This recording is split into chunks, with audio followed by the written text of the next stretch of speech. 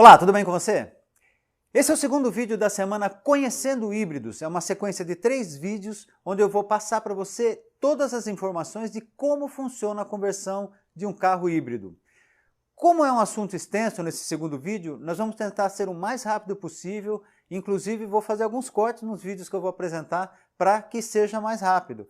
Então, vamos lá começando? Algumas coisas são básicas para você entender como tudo funciona antes de sair comprando equipamento e antes de começar a testar e instalar os equipamentos. Então, basicamente, o que é uma conversão de carros híbridos? Para que ela serve? A conversão de carro híbrido serve para você trocar gasolina por eletricidade. E qual é a vantagem disso? A eletricidade é mais barata e mais eficiente. Então, vamos lá. Teoricamente, se você pegar o motor do seu carro de 60 HP, vamos supor que você tem um motor de 60 HP no seu carro, e você instalar um motor elétrico de 15 HP, você vai ter que economizar mais ou menos 25% de combustível, certo? É isso mesmo. Basicamente é isso, mas entram alguns cálculos no meio e a gente vai estar fazendo esses cálculos hoje para saber se você consegue chegar nessa eficiência, que seria o ideal, 15 HP, consegue tirar 15 HP do motor a gasolina e você vai ter a eficiência de 100%. Então é isso que a gente vai tentar fazer aqui hoje, vai tentar entender como tudo isso funciona junto para conseguir essa eficiência, ok? Mas, antes de mais nada, você comprou o equipamento, ok? Qual é o primeiro procedimento que você tem que fazer? É colocar esse equipamento na bancada e testar ele, fazer ele funcionar na bancada, antes de colocar no carro. Por quê? Depois que você instalou no carro, para você descobrir defeito é muito mais difícil. E acredite, equipamentos elétricos e eletrônicos vêm com defeito às vezes. Então, coloque ele na bancada e faz funcionar. Eu vou mostrar um vídeo rapidinho para você de como foi feito nesse projeto e a gente volta rapidinho para comentar.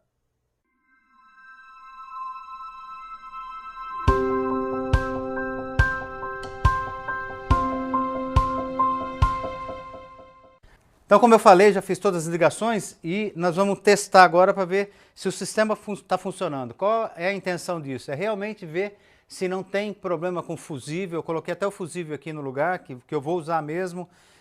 Já coloquei a solenoide, coloquei o motor, coloquei o acelerador, tudo ligado da forma que ele vai funcionar no carro depois. E depois a gente vai testar também no carro, claro. Mas vamos testar ele aqui agora na bancada para ver se está tudo funcionando. Você vai perceber que esse controlador aqui, toda vez que você começar a puxar a alavanca aqui, ele já acende a luz aqui. Não sei se está dando para você ver, mas você já vê que acende a luzinha. Para que é isso? É para informar o controlador que ele vai começar a trabalhar. Então, ele vai carregar os capacitores dele para poder começar a funcionar. Essa é uma vantagem para carros híbridos. Por quê? Porque ele só liga quando você estiver acelerando, quando você estiver usando ele.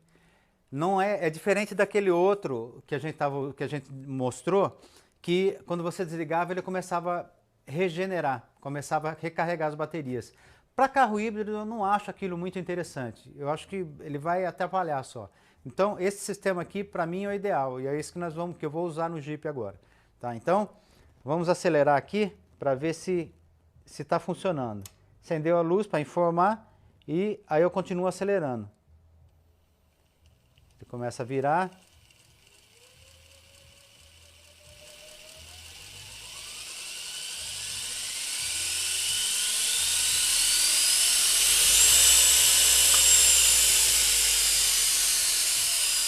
Dá para perceber com esse controlador aqui, é lógico, ele tem muito mais potência do que o outro, né? Aquele é 100 amperes, esse aqui é 225 amperes.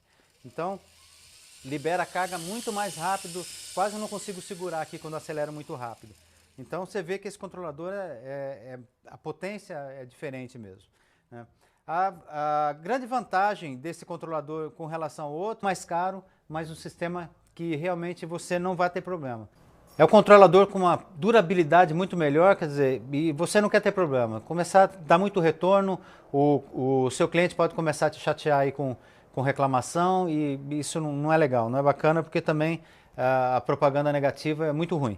Então, trabalhar com equipamento melhor, um pouquinho mais caro, mas com uma durabilidade muito maior, que ele vai poder estar trocando para outros carros sem problema nenhum. Aquele outro que eu coloquei, esse aqui é o controlador ideal, a gente tem umas outras marcas que funcionam da mesma forma, que eu vou estar também apresentando para você no futuro aí, mas por enquanto ficamos com o SPM aqui 48225, 48 volts, 225 amperes. Esse é o número dele.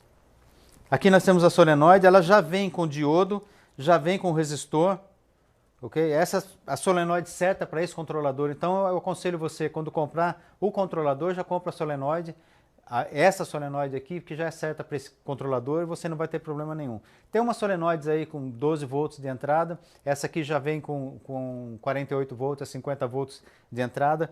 Quer dizer, já tem o sistema aqui, você não precisa estar ligando em uma outra bateria de 12 volts ou colocando um conversor. Pois é, entendeu? A gente colocou na bancada, ligamos todo o sistema, pusemos para funcionar rapidinho, pô, tá tudo funcionando, então, bom, a partir daí nós vamos instalar o equipamento. Mas, como eu falei antes, para você conseguir mais eficiência, você precisa entender como todo o sistema funciona. Então, como que eu faço? Eu tenho um motor no carro de 60 HPs e eu tenho um motor elétrico de 10 kW. Como que eu faço para entender como isso funciona junto, quantos HP, quantos quilowatts? Então, a primeira coisa que você tem que entender é como faz cálculos para transformar quilowatts em HP. Isso é importante porque esse é o princípio básico de tudo. Isso responde todas as perguntas que você vai fazer depois sobre o equipamento. Porque você precisa entender quantos cavalos de potência você está colocando no seu motor a mais para você poder calcular quanto você vai estar economizando. Teoricamente, é claro, depois você vai fazer um teste de rua para saber exatamente qual é essa economia. Mas, para você ter um cálculo, você precisa entender como faz esse cálculo de conversão de quilowatts para HP. Então eu tenho um vídeo para te mostrar, rapidinho, e a gente volta. Um abração e até lá.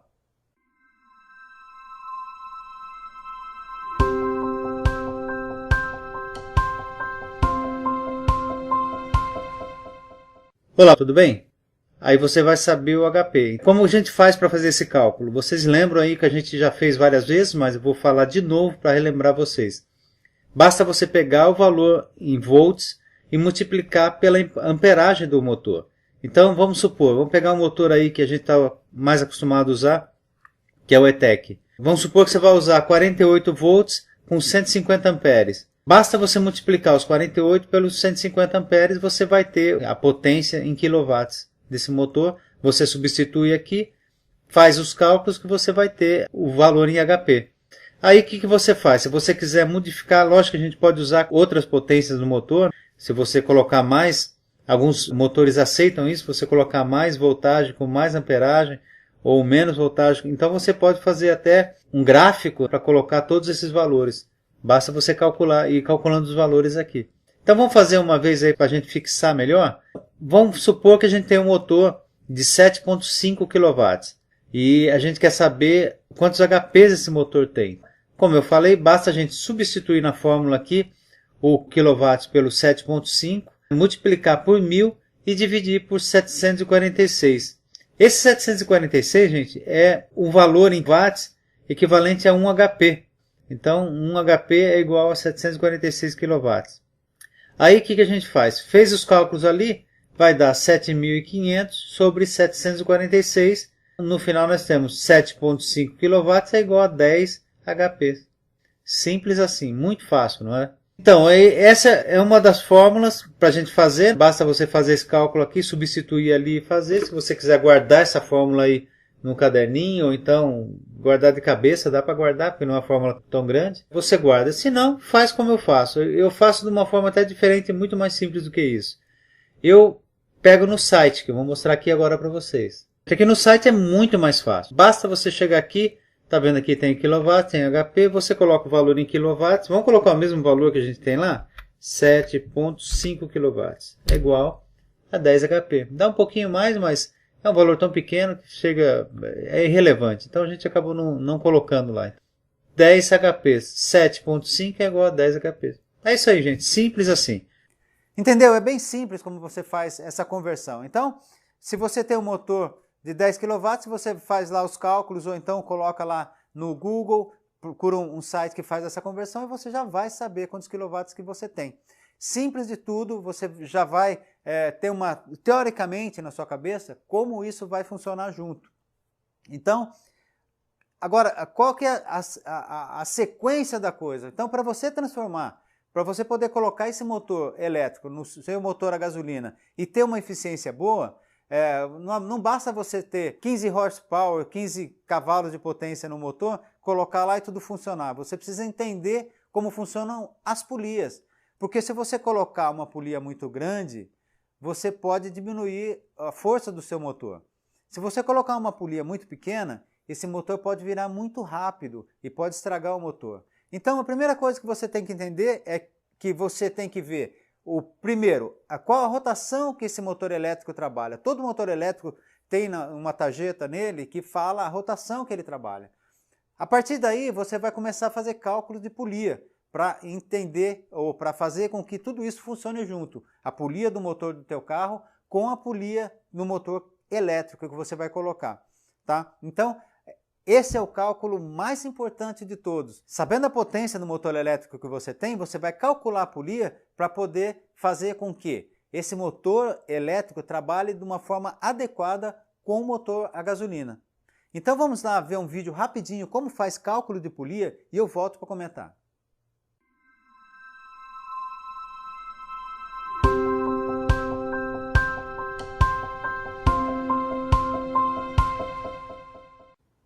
Opa, tudo bem com você? Nesse vídeo nós vamos tratar do assunto cálculo de polia, como calcular a medida da polia que você vai usar no seu projeto, no seu carro híbrido. Eu considero esse aqui o vídeo mais importante do curso. Por quê? Porque você pode salvar ou matar o seu projeto aqui. Se você errar, se você fizer alguma coisa errada, você pode estragar o seu motor elétrico, ou então pode fazer com que ele não faça diferença nenhuma no seu projeto, para ajudar o motor a funcionar, para ajudar o motor a gasolina a virar. Então, você pode matar esse projeto ali. Normalmente, o que eu tenho feito? Eu tenho trabalhado com 10% a 20% acima da rotação do motor elétrico, acima da rotação do motor a gasolina. Isso tem funcionado para mim. Mas nós estamos desenvolvendo um sistema aí, e eu vou passar, depois eu vou colocar também nesse curso aqui, um projetinho para controlar isso. Né? Então, nós vamos... eu vou falar sobre isso mais para frente. Agora, o assunto aqui é polia. O que nós temos que fazer? Nós temos que, vamos supor que você tenha um motor elétrico que possa chegar a 3.000 giros, por exemplo. E você tem um motor a gasolina que só chega a 2.000 giros. Então você tem que fazer esses cálculos e trabalhar com ele de uma forma que ele vai trabalhar 10% acima.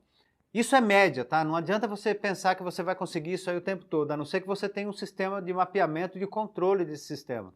Tá fazendo testes e tudo, eu já estraguei motores assim, por isso que eu estou falando para você. Você pode explodir um motor elétrico aí se ele estiver carregando e você girar ele com muita velocidade. Ele estoura o rotor, ele estraga com facilidade. Então, tem que se tomar esse cuidado, tem que tomar muito cuidado com a polia que você vai usar. Calculando RPM em polias. RPM são rotações por minuto, tá? E com esse cálculo nós veremos que tanto é possível calcular RPM, né, rotações por minuto de polias, como também encontrar o diâmetro de uma delas. Isso vai depender da situação, problema que você se encontra e de quais dados você tem em mãos. Então a forma que nós vamos utilizar para calcular o RPM das polias será N1 sobre N2 igual a D2 sobre D1, onde N1 vai representar o RPM da polia motora, onde está o motor acoplado. Tá? N2 vai representar o RPM da polia movida, tá? O equipamento que nós queremos mover. D2 representa o diâmetro da polia movida, tá? E D1 representa o diâmetro da polia onde está acoplado o motor. Tá? Vamos ver como que utiliza isso daí. Temos aqui um pequeno exemplo, tá? Indicando a polia motora aqui a menorzinha e a polia movida essa maior aqui. Tá? A nossa situação se enquadra em que? Nós temos N1, ou seja, nós temos a RPM do motor, né, da polia onde está o motor. Nós temos N2, que é o RPM, o objetivo nosso, tá? Eu preciso que esse equipamento aqui, essa polia, precisa que tenha uma RPM de 150. Ponto. A gente tem que se virar para fazer que isso aconteça. Sendo que o diâmetro da nossa polia motora é 50 milímetros. Tá? E qual vai ter que ser o diâmetro da polia movida para que eu tenha esse RPM de 150? Essa é a grande pergunta. Então nós vamos encontrar o diâmetro da polia movida, ou D2. Tá? Então tá aqui a fórmula de pequenininha, ó, N1 sobre N2 igual a D2 sobre D1. Tá? Nós vamos, como já temos listado aqui os dados que nós temos, tá? Nós vamos substituir os valores. Tá? É onde nós vamos isolar o D2, que é o que nós estamos procurando. Regrinha básica da matemática, tá? Multiplique em cruz aqui, de forma a isolar o D2. Tá? Então, D2 vezes N2, ó, tá aqui, igual N1 vezes D1, multiplicando em cruz aqui, ó, tá? Isolando o D2, você vai fazer o quê? Pegar esse N2 aqui que está multiplicando do lado esquerdo e vai colocar lá para o outro lado, né, para o lado direito, dividindo o membro que tiver lá. Então, ficou D2 igual a N1D1 sobre N2. Agora é só substituir. O valor de N1, né, ou RPM da polia motora, é 600, tá aqui. Tá? D1, que é o diâmetro da polia motora, 50, tá aqui. E dividido por 150, que é N2, ou RPM, né, desejado, que nós precisamos lá na polia movida. É só resolver essa continha aí e encontramos que o diâmetro da polia movida precisa ser 200 milímetros. Okay? Bastante simples, né? Viu como é simples calcular as polias? Você tem o valor da polia principal, você tem o giro dela, tem o giro que você quer na de cima e vai conseguir calcular com muita facilidade. Você vai conseguir uma precisão nesses cálculos. Agora, você tem uma variável que é a rotação do motor, ou a polia principal, que é a polia do virabrequim. Por quê? Você tem uma rotação dele em marcha lenta. Se você for trabalhar com ele em marcha lenta, com seu motor empurrando ele dentro de trânsito, é uma coisa, e você tem a rotação máxima dele de alta.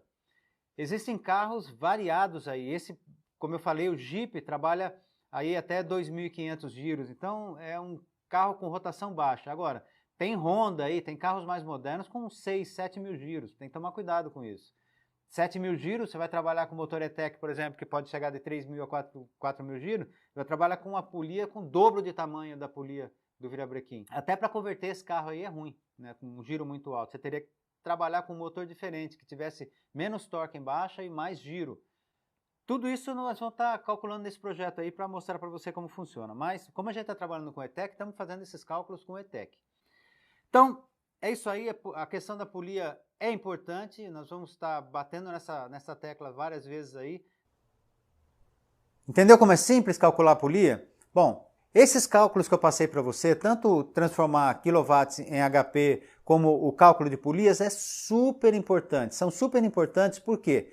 Porque é daí que você vai partir a comprar o equipamento que você quer. Você, vamos dizer, você tem uma ideia de quanto você quer economizar, você já sabe o motor que você tem e a partir disso você vai fazer os cálculos para saber qual é o equipamento que você vai usar no carro. Dá para usar qualquer motor? Sim, dá para usar qualquer motor, né? Lógico que tem limites de potência mínima, mas não tem nenhum limite de potência máxima. Você pode usar qualquer motor aí, vamos dizer, você tem um motor no teu carro de 60 HP, você pode usar um motor elétrico de 60 HP também, não tem problema nenhum. Só que você tem que entender que a polia tem que estar adequada para esse motor. Ou você pode ter problema de estragar o seu motor a gasolina, porque ele vai ter uma rotação muito forte, ou então uma rotação muito baixa que não vai te ajudar a economizar em nada. Então todos esses cálculos são muito importantes. Quando você vai escolher o motor, você já tem mais ou menos uma ideia, depois de calcular o quilowatt em HP, você já tem mais uma ideia de quanto você pode economizar. Agora, na escolha da polia, da medida da polia, você pode salvar ou matar o seu projeto, entendeu? Então, essa parte de cálculo de polia eu considero a parte mais importante do projeto. Não comece nada sem calcular a polia e sem saber exatamente o que você vai querer tirar desse projeto, ok? Bom, calculado tudo isso, você já tem os equipamentos, já sabe o que vai ter que instalar, já sabe como calcular o equipamento que você precisa, já sabe como calcular a polia que você tem que comprar, as duas polias, aliás, a polia do motor a gasolina e a polia do motor elétrico. Agora, a gente vai instalar o equipamento. Bom, como funciona isso? Basicamente, você tem que montar esse motor elétrico numa posição que seja paralela às polias já existentes no motor. Então, ele tem que estar... Eu vou sempre colocar imagens aqui para você ir tendo uma noção de como isso funciona. Então, esse projeto nosso de conversão, Então, nesse projeto nosso de conversão, o motor trabalha junto com a polia já existente no carro. Agora, você pode adaptar uma polia extra na frente da polia do motor.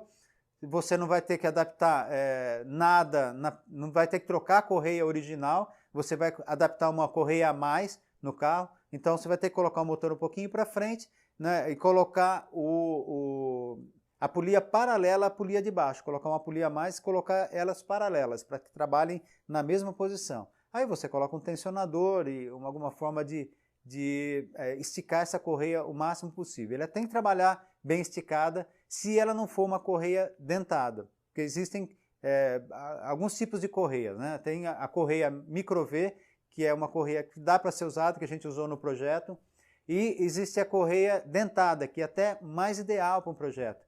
Essa correia dentada é usada para correia de tempo, né? Na maioria dos carros tem uma correia de tempo, ou é usada também em carros de competição, né? Você tem o blower em cima do motor e você precisa uma correia que realmente segure, porque ela não pode patinar. Então, ela tem os dentes que ela, né, segura melhor. Dá para fazer com corrente, como uma moto? Dá para fazer, mas você vai ter muito mais barulho. Então, o ideal é fazer com uma correia mesmo.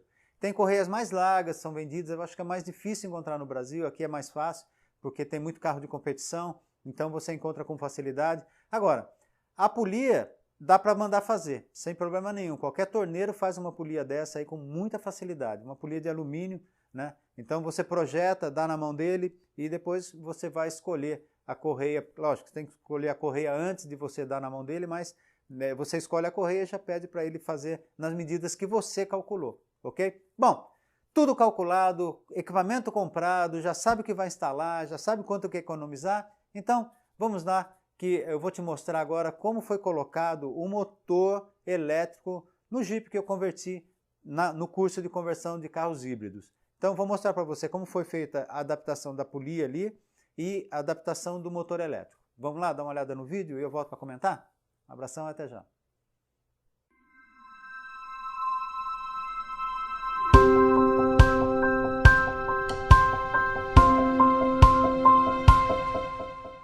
Olá, tudo bem com você? Bom, esse é o vídeo que eu vou mostrar para você como fazer a instalação do motor, né? Então, vamos conversar sobre alguns detalhes aqui para a gente ter certeza na hora de instalar como que faz para colocar. Essa aqui é a polia, para quem não... né, eu tive que adaptar essa polia porque é difícil você encontrar polia de máquina com esse tipo de correia.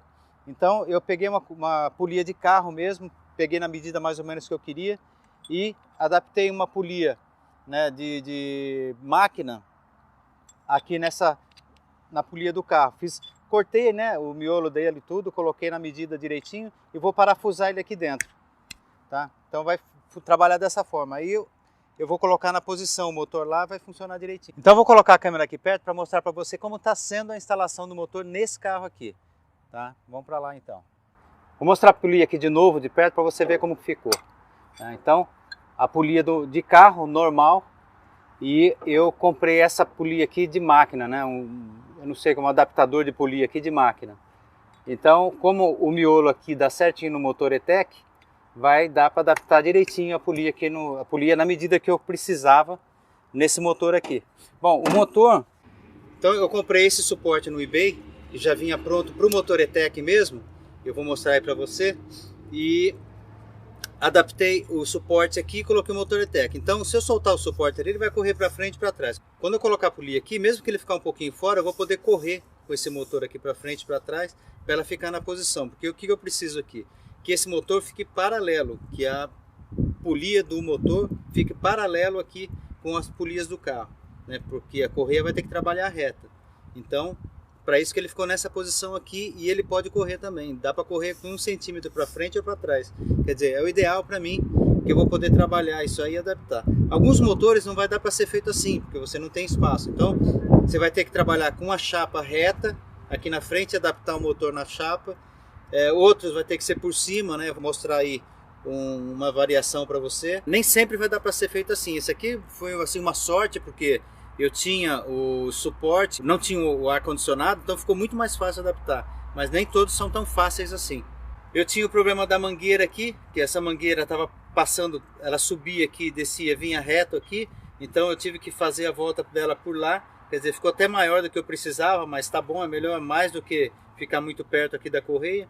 Então a correia vai trabalhar aqui nessa posição aqui agora, não tem problema nenhum com mangueira, né? A mangueira não vai tocar nela.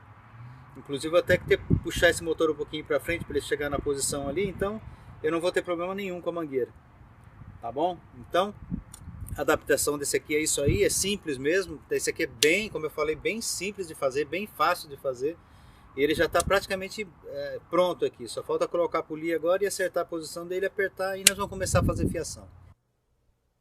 Entendeu? Não é muito complicado, não foi muito complicado nesse carro, porque eu até decidi fazer nesse Jeep porque ele não tinha um ar-condicionado. O Jeep aqui eles tratam de qualquer forma, então não precisa ar-condicionado, não precisa nada. Então mesmo no verão você anda com o vidro aberto. Então quando eu comprei esse carro ele já não tinha o ar-condicionado e tinha aquele espaço ali ideal para colocar o motor. Então ficou muito fácil para converter esse carro. Agora, tem carros mais difíceis, vou colocar até fotos aqui de carros que dá para você fazer um sistema diferente. Eu até gosto de colocar o motor da forma que foi feito, abrindo o capô, porque mostra o motor e tal, e não tem problema nenhum com água. Tem muita gente que tem medo, né, de água. Se você não enfiar o motor inteiro debaixo da água, pode dar um curto e queimar o fusível, que é o máximo que vai acontecer, não tem problema nenhum pegar água ali, tá? Pode montar ele com ele aberto assim, que não tem problema nenhum. Ok? Então o projeto é instalar um motor daquela forma que foi instalado, a polia ali na frente paralela à polia que você vai usar embaixo, ou a polia original do motor, ou a polia mais na frente, né, do motor, com uma outra polia adaptada na frente da polia do virabrequim, e né, com o material tudo certo tem que funcionar muito bem. Aí como você escolhe a correia, né? A gente estava falando que você pode escolher a correia dentada ou a micro V, né, que é a correia que foi usada nesse projeto aí. É simples, às vezes você vai comprar a correia, como que você vai falar para o vendedor qual é a medida da correia que você quer? Todas as correias são medidas pelo comprimento dela. Tá? Então, se você cortar a correia e esticar ela numa mesa, você vai saber a medida que você precisa. Então, é simples, você passa um barbante, um fio qualquer e estica, marca mais ou menos o tamanho da correia que você quer, estica numa mesa média e leva para eles e eles vão saber te vender a correia certa. Simples assim.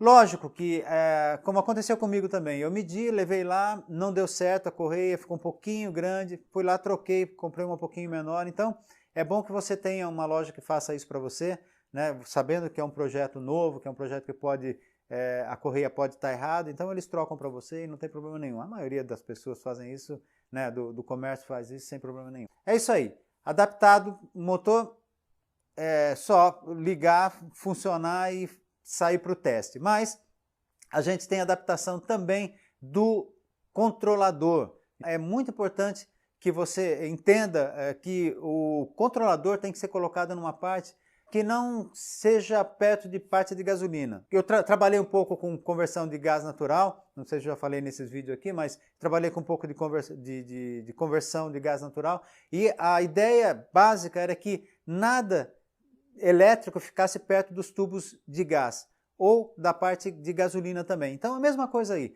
se você vai estar montando um sistema elétrico, que é importante que ele fique longe de mangueiras de gasolina ou qualquer lugar que possa vazar combustível e possa pegar na parte elétrica. A parte elétrica geralmente tem faísca e pode pegar fogo. Você sempre tenta manter o mais longe possível. Então vou mostrar para você rapidinho mesmo aonde foi colocado o controlador e voltamos rapidinho. Um abração e até já.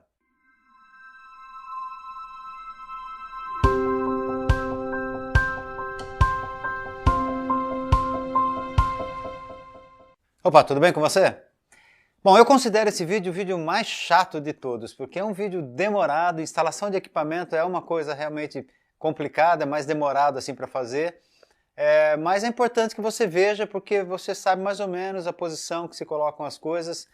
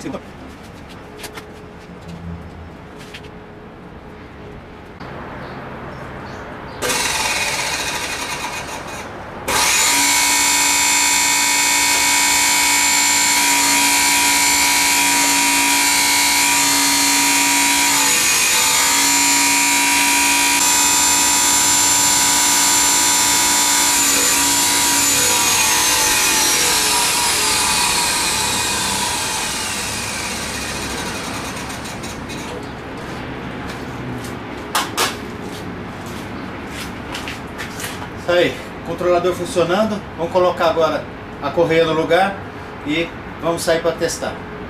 Vamos lá então? Pois é, eu sei que está ficando longo esse vídeo aqui, então vamos correr agora para terminar esse vídeo e a gente só vai esperar para aguardar o terceiro e último vídeo dessa série aqui. Bom, foi colocado todo o equipamento, então agora só resta testar, né? Testamos no lugar, está tudo funcionando, coloca a correia no lugar e aí é sair para testar na rua. Nós usamos dois tipos de aceleradores, né? Um deles, que nós usamos num projeto, foi colocando um cabo e ligando ele direto ao acelerador do carro mesmo, lá na frente, no motor. Então, tinha que fazer um cálculo, né? Tinha que medir a polia e medir o acelerador. Então, a gente fez um esquema ali, deu para montar esse acelerador junto com o acelerador do carro. Agora, eu gostei muito mais do acelerador na mão. Por quê? Porque você sente como está funcionando. Dá mais trabalho? Dá, mas você imagina o seguinte, para um taxista, por exemplo, né? É lógico, não é para todo mundo que vai funcionar, mas para um taxista seria o sistema ideal, porque ele está num trânsito, por exemplo, na cidade de São Paulo, que anda muito pouco, ele deixa o carro ali, se for um carro automático, ele só acelera, o carro anda um pouquinho, ele tira a mão, ele para. Ele vai ter ar-condicionado, vai ter direção, tudo funcionando, porque o carro está funcionando em marcha lenta. A única coisa que vai acontecer é que quando ele quiser andar, ele empurra o motor elétrico dá um pouquinho mais de potência no motor a gasolina e esse carro vai andar. E se for o carro com transmissão mecânica, ele vai ter um pouquinho mais de trabalho, vai ter que deixar engatado, soltar a embreagem e acelerar devagarinho, mas vai andar também. Vai economizar muito combustível assim, né? Porque embaixo você consegue uma economia, é muito mais fácil você conseguir economia embaixo do que em alta, então para o taxista vai ser um sistema ideal.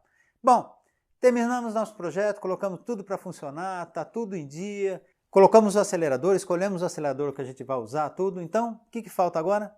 Testar o sistema na rua. Então, é justamente isso que nós vamos fazer no último vídeo da série. Nós vamos testar esse equipamento na rua e, principalmente, vamos sentar numa mesa, vamos fazer os cálculos e chegar na conclusão de como foi esse projeto. Como ele funcionou, o que deu certo, o que deu errado e qual a real economia do sistema. Ok? Então, muito obrigado por assistir esse vídeo. Espero que você assista o próximo vídeo que vai ser muito interessante. Um abração e até lá.